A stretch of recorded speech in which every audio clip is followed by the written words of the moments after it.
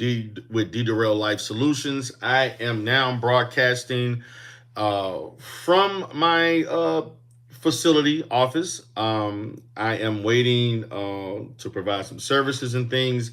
I got about 40 minutes to chop it up with you all, and I want to talk about DEI um, as I view it as a professional therapist, as a business owner who has a clinic, as a person who hires professionals and employees of all races, creeds, social economical backgrounds.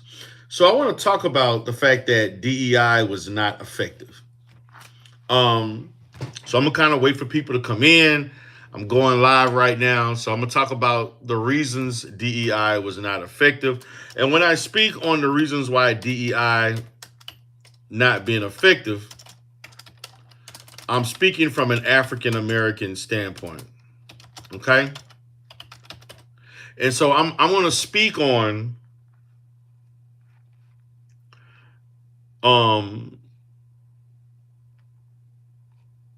the reasons why I think DEI was not effective. Okay.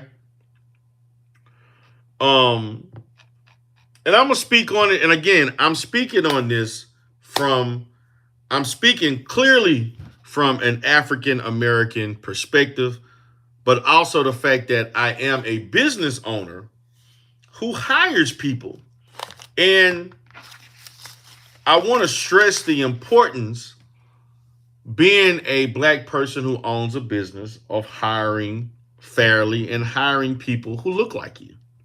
Okay. Now, I'm going to talk about um, the reasons why um, DEI can be nullified if we just, as African American people, took care of our own and not depend on others to do what we can do for ourselves. And that's just a fact. So I'm just kind of looking through this, and I'm kind of Googling something because I'm actually taking a break from work. And so today, guys, I was very, very busy, and I took some time, and I was talking to a variety of people that are important in my life about a lot of different things. And so one of the things that I talked about was this issue of DEI. Okay. And shout out to My Opinion for coming in. Appreciate you for coming in. See the chat up in here. Shout out to CB. Okay. Shout out to everybody. So let me close this door right quick. And so I'm going to talk a little bit about, the whole backlash behind the diversity, equity, inclusion. And so the first question I have: what happened to affirmative action? Can anybody tell me, why isn't there just a stronger affirmative action? Like, is DEI supposed to take the place of affirmative action? Now, we all know what affirmative action was about. There are actually more black people who are hired through affirmative action than DEI. DEI only hires 4% of African Americans. But we are the most likely to be discriminated, just like with affirmative action, which catapulted white women to get a lot of jobs that they would not get. And they were the largest beneficiaries of affirmative action. That's the reason when you look at the civil rights bills of 65 and 68, they included all these different people, although it was our people who were fighting for these rights. And then they included all of these other quote unquote minority groups. And so the people who are the most likely to be fired, the least likely to be hired. You create racist, and I'm going to put the emphasis on, again, as affirmative action was racist against black people because it hired, again, white people more than it hired black people, man or woman. Then you come up with 40 years later, 50 years later, you create the DEI, the diversity, equity, inclusion, which again, 90% of the time you're not hiring black people. So that is racist in itself. 90% of the people who are hired through DEI are not black people. So I am not a Trump supporter by any stretch of the imagination. And I'm also not a Biden supporter based on his lack of effectiveness as a president. Okay? So West Bank, shout out to West Bank VDA. He says, "What's up, Dieter? Honestly, bro, I'm not feeling these policies Trump signing into law. His new policies are severely affecting my business bottom line." Okay? CB says DEI was and is a talking point for the alt-right. Okay. So my position is affirmative action didn't primarily benefit us, even though we fought hard, shed tears, and bled and died and put our lives for certain rights. To have the opportunity to go into government and other government-funded entities, private and etc., and the beneficiary was white women, not black men and black women. The onset of DEI did everything but included black people. I remember in 2000, I think, or 2001 when this came up, and I'm saying to myself, if affirmative action was authentic and effective, we wouldn't need a DEI. So DEI was just basically a stronger form of affirmative action that hindered more black people from getting jobs. So I'm indifferent. I am greatly indifferent. Okay? I am indifferent about the diversity, equity, and inclusion because it did everything except include me. It did everything but allow me to have equity, and there was no diversity for me. Okay? So when I look at politics, guys, I look at politics from the position of how does this benefit me, my family, and those in my community. Okay? And when I talk about the community, I talk about the black community because I am a black person. And I am a black person who loves black people. And I'm a black person, even though I may not live in a black community itself, I still support financially and interact with those in my in that community. Community is not just relegated to where you live. Community is more about the people that you interact with and you have a common cause, common interest with. And all types of commonalities, whether it's cultural, religious, racial, etc. Okay?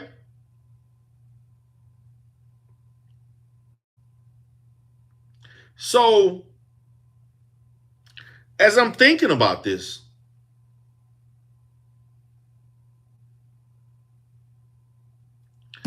so what's the big fuss about?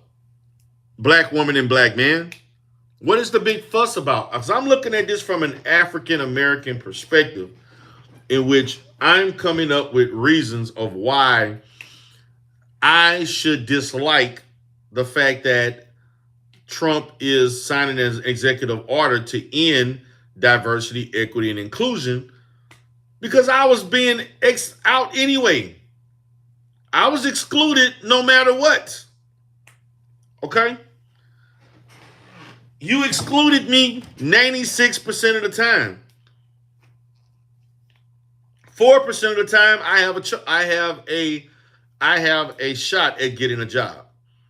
So this was basically just another racist, anti-black policy that was put in to superficially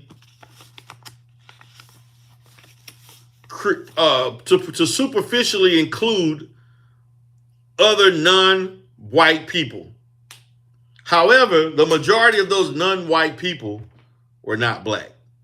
They were other things, other types of people. Okay? Someone mentioned the DEI was made for Hispanic people and LGBT, for immigrants, preferably Hispanics, and the LGBT community. Shout out the West Bank VDA for saying that. And I agree. It was. It was not for me because I didn't see, 40% of the people who are hired are African American. Matter of fact, can we even have just a 12% rule? Can you just give me 12%? If we owned 12% of the wealth, if we were 12% controlling 12% of the power politically in this country, 12% of PhDs, 12% of millionaires, 12% of billionaires, 12% of people who make over six figures,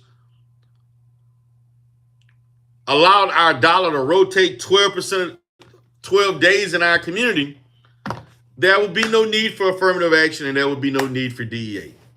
I'm sorry. Those are facts. Now, I'm reading in the comment section, and a lot of people here do have my sentiment as it involves DEI. But the fact of it, DEI was just another racist.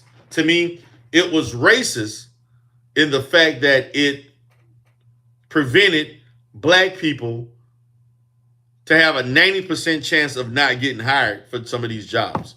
Only 4% of us. And I agree with that, Kay. And I'm actually going to talk about that, Kay, on my D-Darrell Live channel with Tariq Nasheed, Race Hustling again. Like, the FBA and African is stupid together. We are dominant as one. Listen, this whole thing, like, at first when Tariq was doing this, I understand that as African people, and I consider myself African, my ancestry is not this BS of this native black man that was in North America, which did occur. There were a very, very small percentage of African people who were on this continent that predates the Vikings, that predates Native Americans, that predates Columbus, predates the so-called Native American or Indian. However, I am not going to deny myself of my West African, heritage. I'm not going to deny myself the fact that I come from a lineage that comes from northern Ghana and Burkina Faso. Those are my people. I am not going to give up my tribal heritage as a Cassine. I'm not going to give up my heritage to belong to the Gurusi ethnic group of northern Ghana and southern Burkina Faso. I'm not going to give up the heritage of my people belonging to the Songhai Empire. And I'm not going to overlook the recent developments and improvements that the Sahel states of Chad, Niger, and Burkina Faso, what they're doing. I'm not going to overlook the genius of Ibrahim Traore. I will not do that as a Pan-African, as an African who is American. I will never do that. Now, I know that most African people in America don't think that way. But I do understand that most African people want other African people to do well, and they want us as a people to thrive and not be under the system that keeps us in a compromised position. So this office that you see this office here? This is mine. This is my office. Okay? This building, I employ I employ about I got what, 3 techs, office manager, 2 therapists, billing person. I have actually at this moment right now, I have 9 employees. I have 9 employees, okay? Of these 9 employees, and that's including contractors. I have 3 people that contract with me and 6 people who are actually employees. No, I'm sorry. I have 10 people that are actually employees. Okay. These people qualify for benefits. They can get after 60 days. They can get medical insurance, medical insurance, 401k. They qualify. They get vacation time, paid PTO time. These are all African people. At this moment, my company is currently operating with all of my employees being African American. But if more entrepreneurs thought like me and had a concerted effort to hire our own, there would be no need for affirmative action and there would be no need for DEI. We would take care of ourselves. Take care of ourselves. Okay? You ask me, do I follow UBTV? I don't know. I don't actually know who that is. I'm gonna have to find out who is UBTV. He's a content creator around the creation of the U.S. through the lens of a melanated indigenous population of. You see, when we use that term melanated to me is too broad. It's no different than, it's just a prettier way of saying colored. Because there are a lot of melanated people that are non-black. I'm not interested in melanated people. I'm interested in the advancement of black people.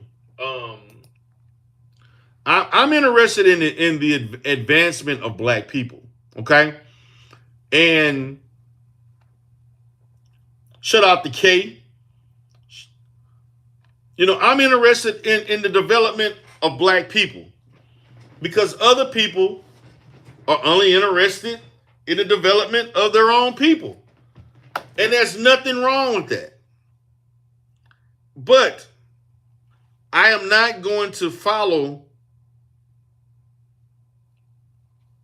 the notions and the propaganda of the media, the regular media, social media, the corporate media, as it involves DEI, because DEI was a racist, it is a racist policy.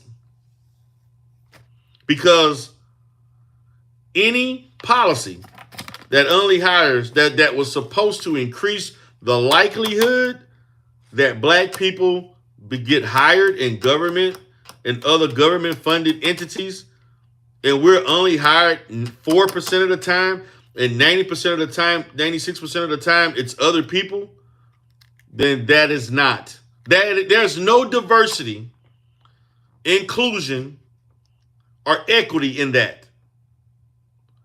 Now, it'd be different if it was 25% black, 25% immigrant, 25% Hispanic, 10% Asian, 5% Native American,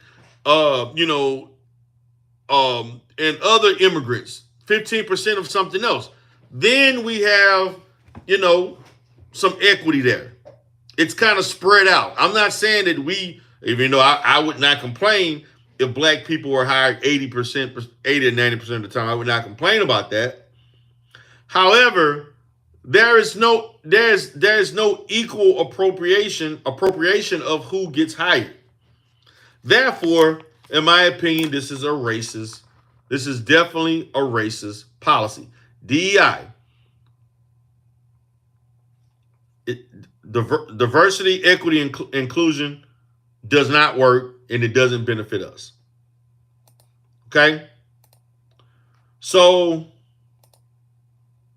they're talking about this guy named I go check out this UBTV guy. But to me, he sounds like another Mike TV who also does similar thing, talking about indigenous melanated people. Indians are melanated. I mean, Native Americans are melanated people. The Indians, the Native Americans that we see today, the indigenous of this country were far darker than they are now, than they were 200, 300 years ago. The average Native, particularly those that lived from the west of the Mississippi, those were very dark-skinned people. Okay? They were dark-skinned. Okay? They were dark-skinned people. So DEI doesn't work. It just doesn't work. It was never created to include us. It was created to include, Asians, Asian American, Indian Americans, Hispanic Americans, immigrants, and of our sort, everybody except for us. So if he feel like he wants to do away with this racist policy, get rid of DEI. Because see, the name itself, I'm not interested in the proper game, the proper naming and something that makes it sound good. But it doesn't work. And to be honest with you, the federal government is responsible for creating the language and the guidelines in which it doesn't work. So it's just another racist policy. It's no different than any other racist policy that we've had to experience and overcome. And that's just the facts. But give me a second, guys.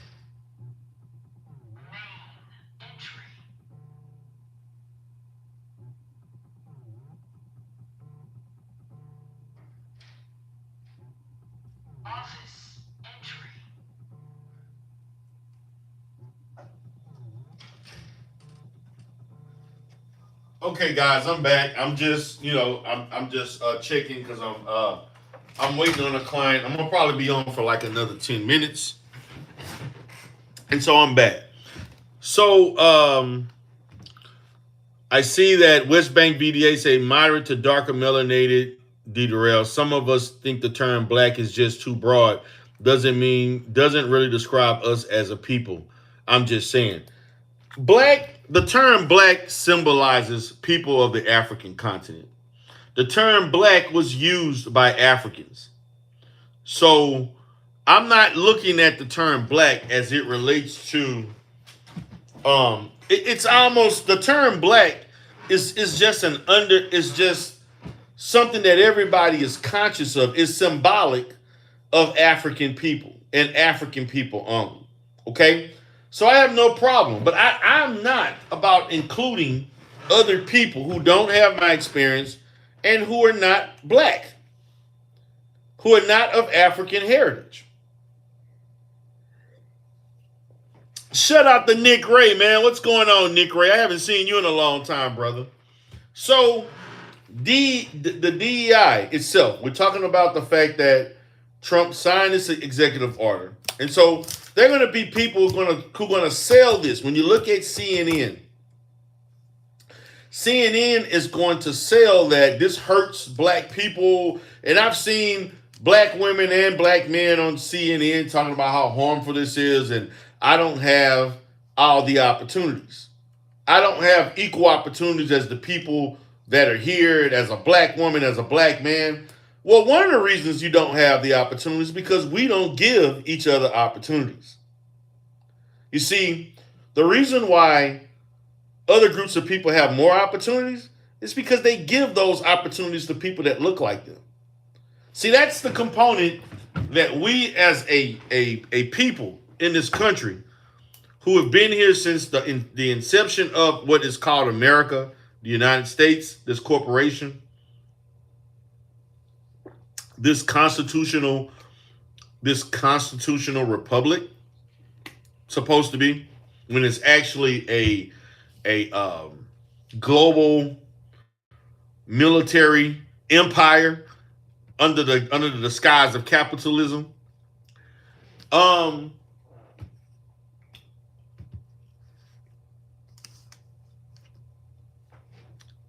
If this policy does not have a positive impact on black people, African American people, I have no use for it. I don't care what party says. If you're telling me I'm supposed to support a policy that only hires black people at 4%, I have an issue with that.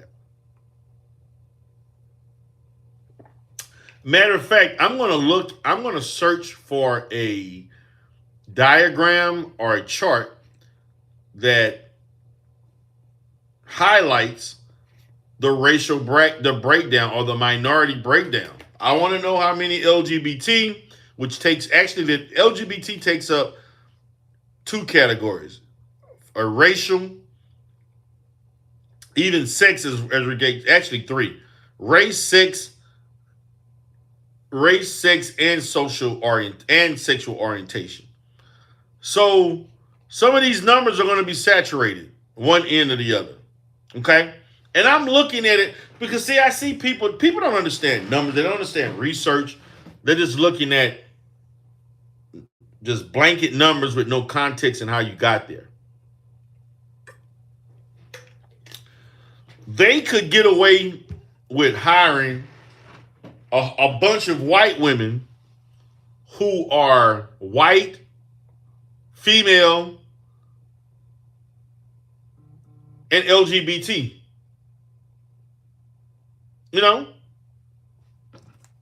A female and they're LGBT. They can get away with that.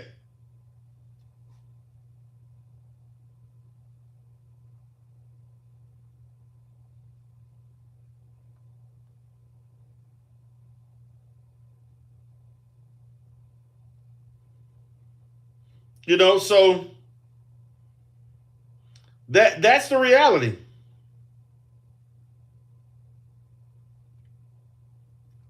So my position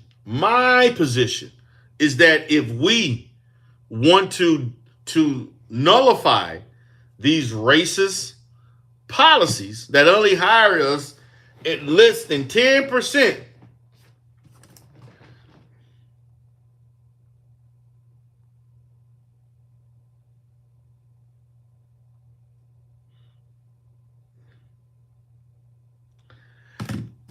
that only hire us less than 10%, actually less than 5%, who cares? I don't care. It's, like it really doesn't benefit us. It doesn't benefit us at all.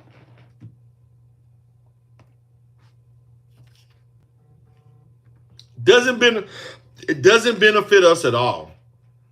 It never will. And so it doesn't matter how you dress the wording.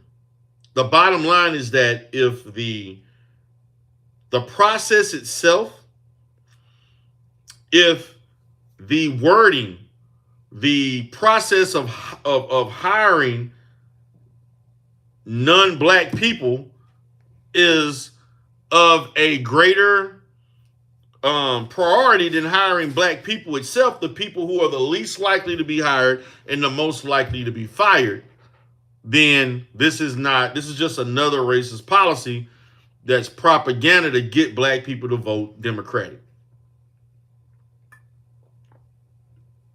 Now in the chat, if you disagree with anything that I'm saying, if you feel like I am saying something you don't agree with, or you want to challenge me on it, or you have whatever, perspective you have, I'm all ears to listen to you. I am open to hear what you got to say, because I refuse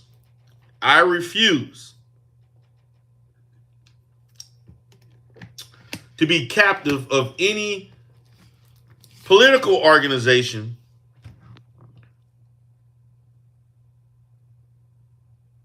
who is disingenuous about helping me progress.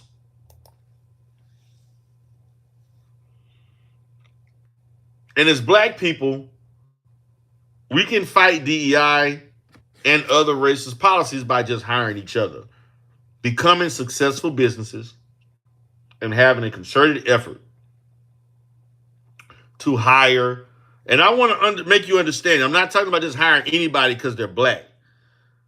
To hire qualified, talented, loyal African Americans. My company right now is 100% black from top to bottom. My therapist in Dallas is black. My other therapist in Houston, Texas City is black. My 3 behavioral techs are black. My office manager is now black.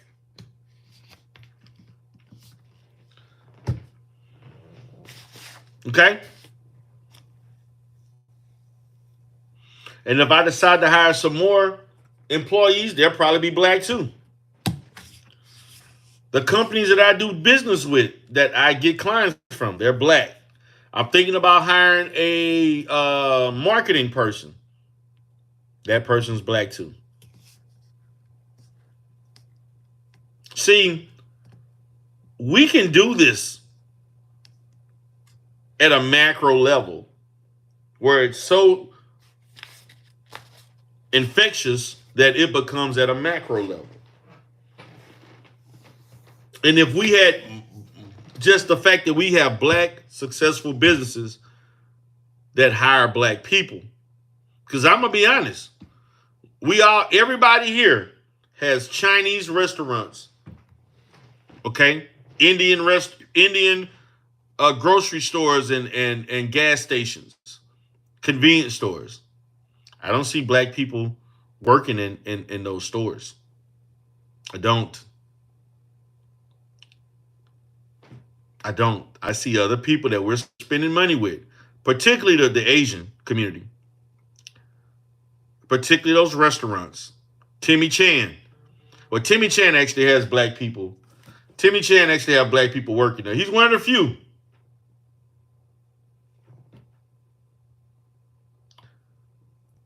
Give me a second, guys. I'll be right. Just give me a second.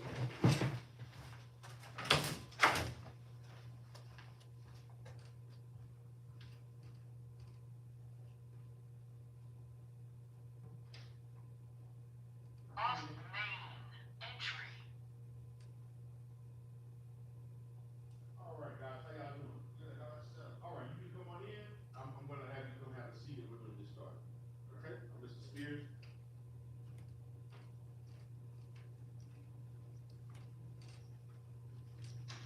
You can just have a seat in here, and I'll be right with you. Okay? Yes, sir.